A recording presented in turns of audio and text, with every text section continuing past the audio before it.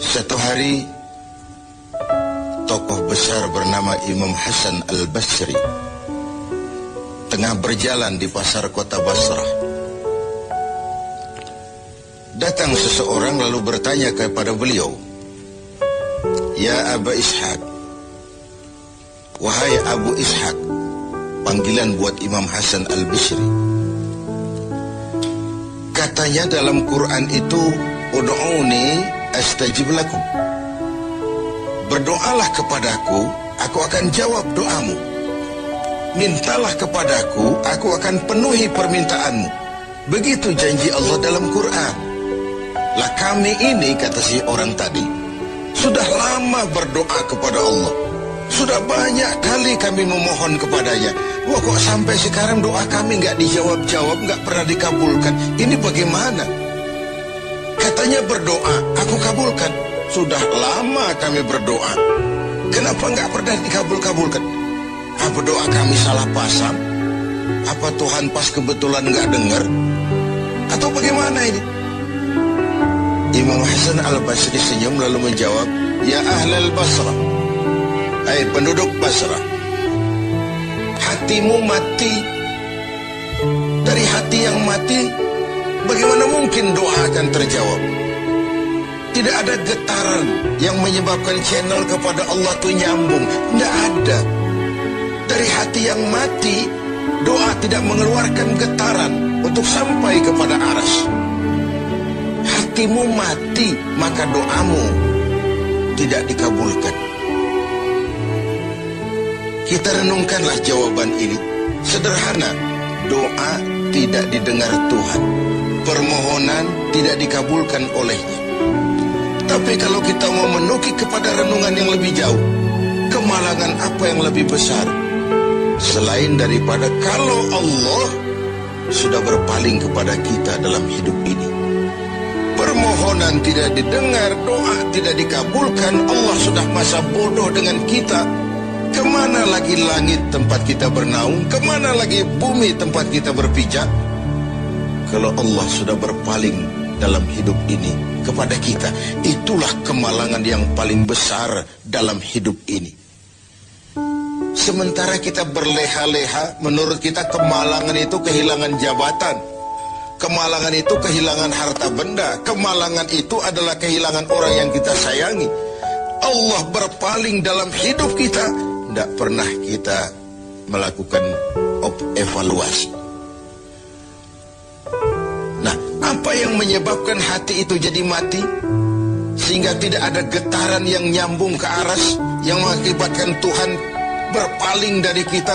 Doa tidak lagi didengar, permohonan tidak lagi dikabulkan. Ada beberapa hal yang menyebabkan hati jadi mati, sehingga doa tidak terangkat. Imam Hasan Al-Basri menjelaskan beberapa faktor yang menyebabkan hati menjadi mati. Tidak ada lagi getaran yang mengantarkan doa ke aras, sehingga Tuhan pun berpaling. Yang pertama, kata beliau, "Araftumullaha wa lam tu'tuhu haqqah." Kamu kenal Allah, tapi haknya untuk disembah, kewajibanmu untuk menyembah, tidak pernah kamu laksanakan. Bagaimana hati tidak jadi mati? Kenal. Siapa pencipta alam semesta? Allah. Siapa pencipta lautan, gunung, sungai? Allah. Siapa pencipta langit dan bumi? Allah. Siapa pengatur segala-galanya? Allah. Salat apa tidak? Tergantung kebutuhan. Kamu kenal Allah, tapi haknya untuk disembah, kewajibanmu untuk menyembah, tidak pernah kamu laksanakan.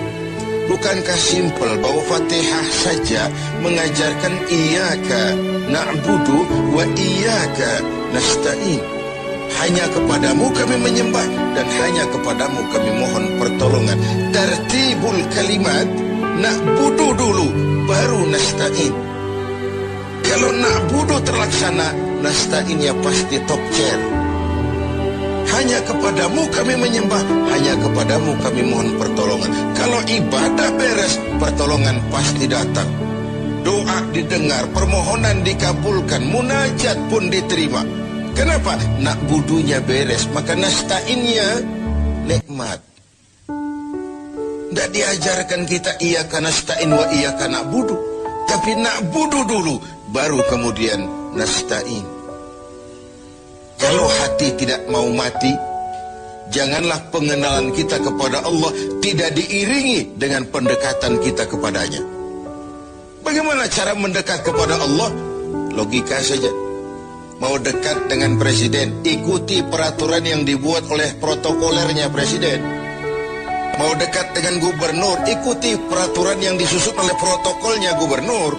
Tidak bisa mau dekat dengan gubernur bikin peraturan sendiri. Mau dekat dengan Allah bikin metode sendiri. Dengan jalan ngelamun, duduk madep ngidul, bengong 4-5 jam, lalu mau dekat dengan Allah. Mau dekat dengan Allah, ikuti cara yang sudah diatur oleh Allah melalui utusan-utusannya. Bukan dengan cara membuat sesuatu sendiri. Ini yang pertama. Lalu yang kedua, yang menyebabkan hati jadi mati, qara'tumul Qur'an walam ta'malu bih. Kamu baca Al-Quran, kamu dengungkan Al-Quran, kamu sanjung Al-Quran, walam ta'malu bih, tapi isinya, ajarannya tidak pernah kamu laksanakan. Isinya, ajarannya sering malah diinjak-injak.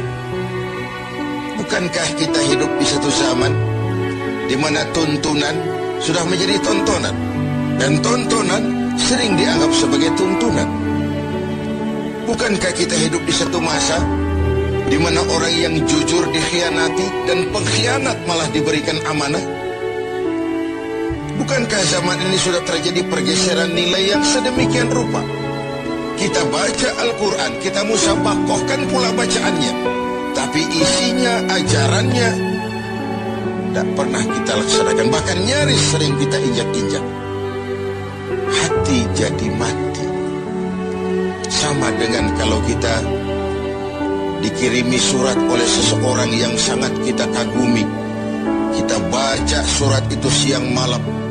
Kita ceritakan kepada orang, saya dikirimi surat oleh orang yang sangat saya kagumi. Tapi perintah yang ada dalam surat itu tidak pernah kita laksanakan. Saya percaya betul yang kirim surat mesti marah. Kau baca itu penting supaya kau ngerti apa isinya, tapi setelah kau ngerti, mau ya laksanakan. Begitu Al-Quran diturunkan kepada kita, kamu baca Al-Quran, tapi isinya tidak pernah kamu amalkan. Bagaimana hati tidak akan menjadi mati karenanya? Pemirsa TV7 yang berbahagia, yang ketiga penyebab hati itu menjadi mati, akaltum ni'mata rabbikum walam tashkurulah. Kamu makan nikmat Tuhanmu, tidak pernah kamu bersyukur kepadanya. Ikan Tuhan di laut itu tiap hari diciduki, tapi Tuhannya diabaikan. Tidak pernah sesaat pun dalam hidup ini nikmat Allah pernah berhenti. Sejak kita bangun tidur sampai kita tidur kembali, bahkan tidur itu sendiri. Dari sekian nikmat yang kita tidak akan pernah sanggup menghitungnya, Tuhan cuma minta syukuri nikmat itu. Kalau kau syukuri, aku tambah. Kalau kau ingkar, azabku itu pedih.